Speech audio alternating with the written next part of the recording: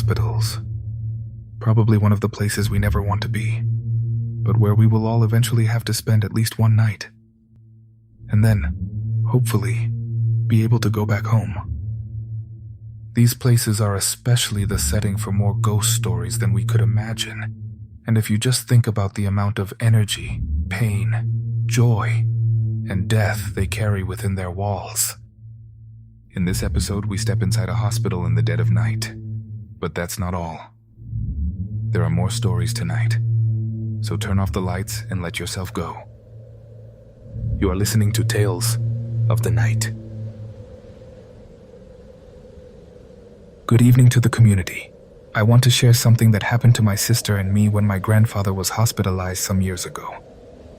In fact, it's one of those things you try to explain away with logical reasoning, but there are details that simply won't fit no matter how many times you turn them over. My maternal grandfather was a very stubborn man, strong-willed, hard-working, proud, and deeply distrustful of hospitals. He used to say that doctors nowadays only wanted to make money, and that if you let them, they'd keep you there until you died. He didn't always feel that way, of course, but he had a very pronounced mistrust of large hospitals, especially newer ones, and public ones were completely out of the question. So when he became seriously ill, he insisted on being taken to a private hospital he trusted. An old, small place that had been operating in the city for decades, surviving in the city more accurately. It was not a beautiful place, much less a modern one. It was the kind of hospital that from the outside looked like a large adapted house, with strange additions, narrow hallways, tall windows, stained drop ceilings, and entire wings that had clearly been abandoned for years. But my grandfather said that there were real doctors there, that he had been properly treated on previous occasions, and that if he was going to be admitted somewhere, it would be there or nowhere at all. And in the end, things went his way. He was admitted for a respiratory complication combined with a cardiac problem, layered on top of other ailments that came with his age. He wasn't intubated or in intensive care, but he was in serious condition. He needed oxygen, monitoring, and several nights of observation.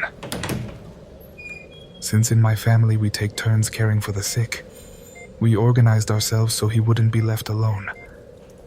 My mother and my aunts would come during the day, and at night my sister and I took turns, since we lived closer. And honestly, we were the ones who could handle staying up the best. We could keep ourselves entertained on our phones all night. The hospital had 3 floors. The part that was still active was on the first floor and part of the second. There were occupied rooms, a small nurse's station, a waiting area with cracked green vinyl armchairs, and a tiny chapel with a small figure of the Virgin Mary, and a light bulb that seemed to be on the verge of burning out. But there was also another area, at the back, that was barely used anymore. On the second floor there was also another section, toward the back, that had fallen out of use. There was an old operating room, 2 abandoned recovery rooms, and 2 sealed-off patient rooms. You could tell because the lights were almost never on, and because whenever you walked nearby, the smell was different, dusty, stale. The doors had long, opaque little windows, and through some of them you could still make out furniture draped in sheets. The first night I had to stay alone with my grandfather was a long one, but not because of anything strange. He barely slept, complaining about the noise, the light from the hallway, the catheter, the food, the temperature of the air conditioning. Finally, around 1 a.m, he settled down. My grandfather was breathing with that short, weary sound that sick people make when they finally manage to get somewhat comfortable, and I stayed in the armchair beside his bed, scrolling on my phone, just trying not to fall asleep. The room door had a small rectangular window, not large but big enough to see when someone passed through the hallway. Nurses, family members, a doctor, whatever. I'd gotten used to glancing up every time I saw a shadow move on the other side. I don't know exactly what time it was when I saw it for the first time. It must have been past 3 a.m, and I remember noticing that the hospital felt different at that hour. No more voices, no phones, no frequent footsteps. I think even the night shift staff had gone to sleep. Just the occasional beep from a machine, the distant squeak of a cart's wheels, and the sound of my grandfather's oxygen. I saw a figure pass by the little window. It wasn't moving quickly, nor with the purposeful urgency of the staff. It walked very slowly, as if it could barely move forward. My first thought was that it was a patient. In that hospital, some could be seen wandering, especially those pushing an IV pole or who seemed disoriented, but never at that hour. And the appearance was odd. I could make out a completely smooth head, or at least that's how it seemed to me, very pale, with an oxygen mask covering almost the entire face. Not a simple nasal cannula like my grandfather's, but a large, transparent mask, the kind you almost never see anymore, with a tube hanging from it. I don't know why, but I stood up. I went to the door and peered through the little window. I could see the man already a little further away, moving toward the darker part of the hallway. He was wearing something like a hospital gown or robe, very loose, and he walked with his shoulders hunched forward. It struck me as strange, yes, but not supernatural. My first thought was that some nurse had let him wander off and that, given how old the place was, anyone could end up disoriented and lost. I was about to open the door and alert the nurses' station, but just then my grandfather made a sound as if he were choking on his own saliva, and the whole matter slipped my mind. I went to him, adjusted his pillow, and gave him a little water through a straw. When I looked back toward the hallway, there was no one there. The next morning I said nothing, because honestly, it embarrassed me. It would have sounded ridiculous. I saw a strange man walking in the night, nothing more. But the second time I saw him was 2 nights later. That time my sister was with me. We had arranged to stay together because my grandfather had had a bad day. We didn't want one person to bear the entire sleepless night alone. She had dozed off in the armchair for a bit. I had stepped out to get a coffee from the machine that was almost at the end of the hallway.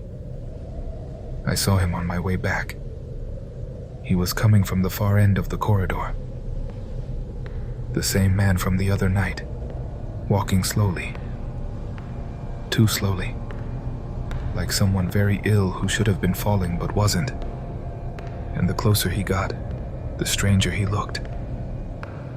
The skin, or what I could see of it, had a washed-out color, somewhere between gray and bluish. The mask didn't look properly placed. More than that, it looked as if it had become embedded in his face, pressed into it, sunken. His eyes looked very dark. I don't know if it was the light, or if there was simply nothing to distinguish in them, and his gown was open at the collar, revealing a collarbone that was far too pronounced. He went into a room and I hurried to get back to my grandfather's room, both to watch over him and to not be alone. When I entered, I heard footsteps again in the hallway. Through the little window I could see the man had stopped in front of our door. I thought he was going to come in by mistake, the way disoriented patients sometimes do, but no. He stood in front of the closed door still. He seemed to simply be looking at it. He didn't knock or try to open it. He was just there, motionless, in profile from where I was watching, with his head tilted ever so slightly toward the little window. I don't know how long it lasted, maybe 10 seconds, maybe less, but it felt like a very long time to me. I felt a very particular unease, because in that moment he stopped seeming like an ordinary patient to me. It wasn't normal to stand like that, perfectly still, in front of someone else's room at that hour. Then a thought came to me that I was a little embarrassed to admit, but it was the first thing that crossed my mind. I've talked myself into this. I'm seeing ghosts in a hospital. I don't know why I thought it so directly like that. Maybe because of how disturbing the man looked. Maybe because of the place, the exhaustion. But I wasn't even that scared in that instant. What I felt was more like a kind of revulsion, a very clear certainty that I did not want that thing standing in front of my grandfather's room. So I got up and threw open the door. and there was no one there. It wasn't that he had walked away in one direction or the other. It wasn't that he had had time to move. The hallway was simply empty. I took 2 full steps outside, looked both ways. Nothing. I even checked the nurse's station and found it empty too. A nurse was coming up at that moment and asked if I needed anything. Not wanting to seem crazy, I told her no, that I was just stretching my legs. I went back to the room and didn't tell my sister. It seemed ridiculous, and besides, my grandfather was awake. I didn't want to worry him. He was the kind of person who, if he heard something like that, would fixate on it. I couldn't tell him I thought I was seeing ghosts. The following night, we both stayed again. I fell asleep for a while because I simply couldn't keep my eyes open any longer, and my sister stayed awake. Around 4 a.m, she woke me up in a strange way, by sitting up very suddenly and rigidly in the armchair. That movement was what made me open my eyes. I saw her staring at the door. I was about to ask her what was wrong, but she gestured for me to be quiet.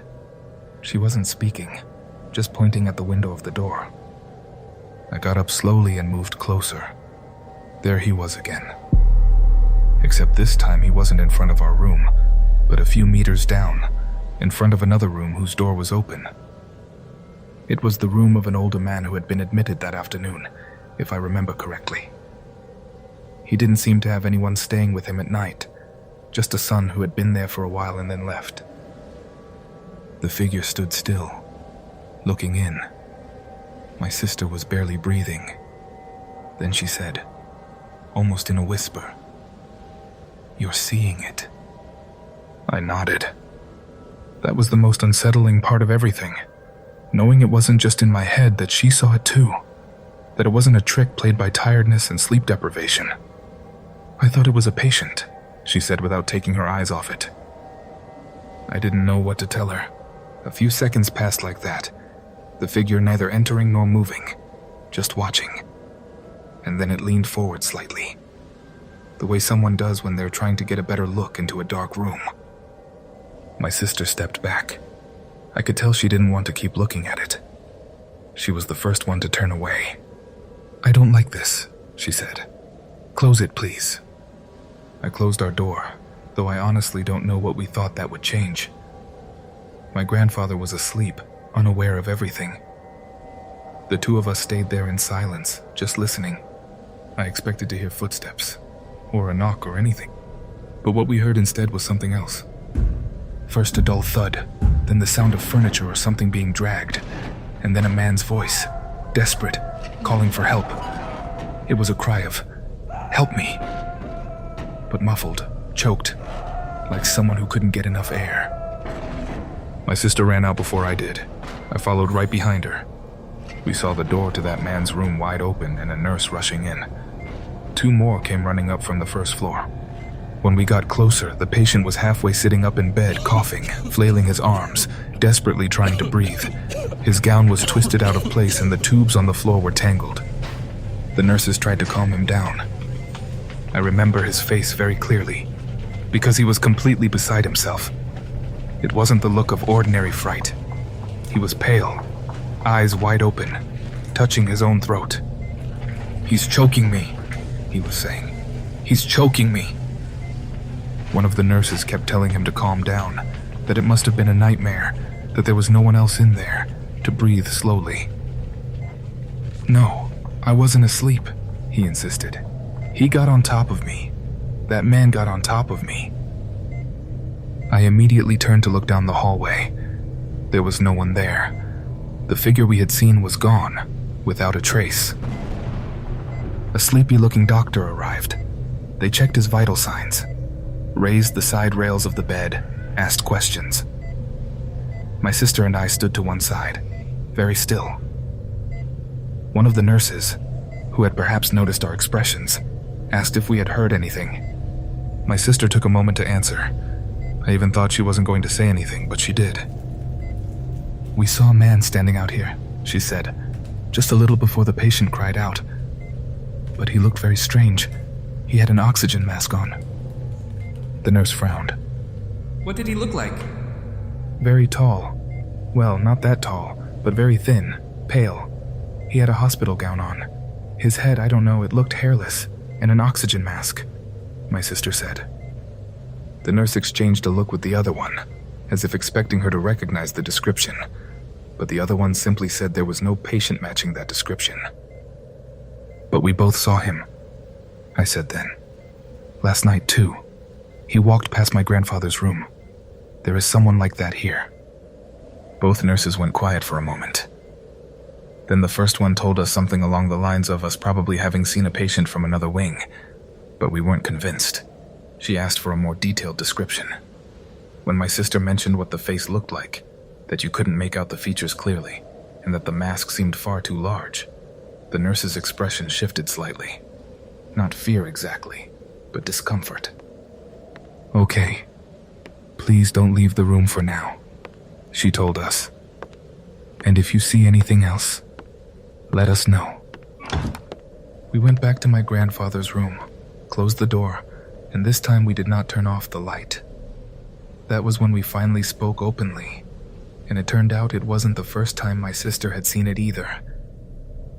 The night before, while I was sleeping for a little while, she had caught sight of a silhouette stopped in front of our room, but she hadn't woken me because she thought it was a patient. I told her what had happened when I went to get coffee, about the door, about how it disappeared when I stepped outside. Neither of us wanted to say the word ghost, but we didn't have another word either. We didn't sleep at all for the rest of the night. From then on, we stopped taking turns separately. If one of us had to leave, the other stayed awake. We even told our mother that we didn't want to leave our grandfather alone for a single minute, though she thought we were being dramatic. We didn't give her all the details because we knew how she was and we didn't want to alarm her, but we told her enough for her to understand that something was troubling us. The next 2 nights, we didn't see it again fully, but things still happened that kept us on edge. One night in the early hours, we heard someone trying to open the room door. Slowly, without knocking. Just pressing the handle down very gently. I was awake. My sister too. We looked at each other at the same moment. The handle went down once, was released, then again. It didn't open because we had locked it. I approached thinking it was a nurse, but before I reached the door, the handle stopped moving. Just like that, abruptly, the same as before. And again, there was no one. Just the hallway with that ugly yellow light that some old hospitals have, and the sound of a television far off in the distance. On another occasion, my grandfather woke up startled, staring at the corner of the room where the spare oxygen tank was. He told us, "Don't let that sick man in, please." I asked him who he was referring to, and he simply answered, "The man who can't breathe." Now, I want to be clear. My grandfather was heavily medicated, very exhausted, and sometimes became disoriented. I wanted to believe he had been dreaming. But when he said it, he didn't sound confused at all. He was very clear, very lucid. He sounded irritated, as if he had genuinely seen someone in the room and hadn't liked it. My sister and I were both completely worn out. During the day we slept in shifts, and at night that same tension fell over us again, staying alert to every sound. We started pressing my grandfather's doctor more and more to discharge him as soon as possible, or transfer him to another hospital. The doctor kept saying it wasn't time yet, that he still needed to complete his observation period, that he had improved, yes, but not enough. And we certainly weren't going to tell him, "Get him out of here because there's something that comes and stands outside his room." The last night was the worst. Not because there was an incident like the one with the other patient, but because this time we felt very clearly that it was coming from my grandfather. I had gone to the bathroom and my sister stayed with him. When I came back, she was already standing beside the bed, very rigid, not taking her eyes off the door. "What happened?" I asked her. She didn't answer right away. She just pointed. The little window on the door was at the same height as my grandfather's bed, and behind that frosted glass there was a shadow, motionless and not clearly defined, but unmistakably human. And it was pressed up against the door, standing right there. My grandfather was already awake as well, breathing fast, not turning toward the door, and he asked us please not to open it. That was the moment that affected me most deeply out of everything, hearing my grandfather's frightened voice saying, "Don't open it," as if he knew perfectly well that something was on the other side, as if he had been feeling its presence for some time. The shadow didn't move. I grabbed a folding chair that was nearby, more out of instinct than anything else. My sister positioned herself by my grandfather's bed and reached for the call button to contact the nurse's station, but the call wasn't going through. I don't know if it was malfunctioning or if she hadn't pressed it correctly, or if I'm remembering it worse than it actually was, but in that moment, it made everything feel so much more desperate.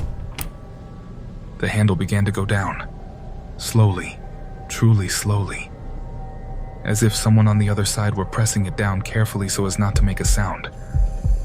My heart was racing. My sister was crying silently. My grandfather was breathing harder and harder. And then, without thinking, I opened the door first. I know I shouldn't have done it, but I did. The door swung outward, and I saw it less than a meter away. Community, I will never forget it. And even so, I feel like any description falls short. It did look like a patient. It wore a hospital gown, open and soiled. The chest was deeply sunken, the skin a strange color somewhere between ash and purple. The head was smooth, but not like a normal shaved head, more as if the skin were pulled too tightly over the skull. The eyes looked dark, deep, fixed. And the mask. The oxygen mask was the worst part. It didn't look placed over the face. It looked merged into it, as if the mouth had swallowed it, and even so the tube still hung from it, going nowhere. It didn't attack me. It just stood there, but it slowly raised one hand, very slowly, and the gesture pointed inward, almost certainly toward my grandfather's bed. I don't know where I found the strength, but I turned to grab the folding chair beside me to throw it, and in that fraction of a second, it vanished. When I turned to throw the chair, there was no one there. The chair struck the hallway wall and fell with a terrible crash. The thing didn't fade away in front of me like in a movie. It simply ceased to exist in the same instant the chair passed through the space where it had been, in a fraction of a second. 2 nurses and then an orderly came running out, alarmed by the noise. My sister was already explaining between tears what had happened. I could barely speak. My grandfather was still agitated but conscious.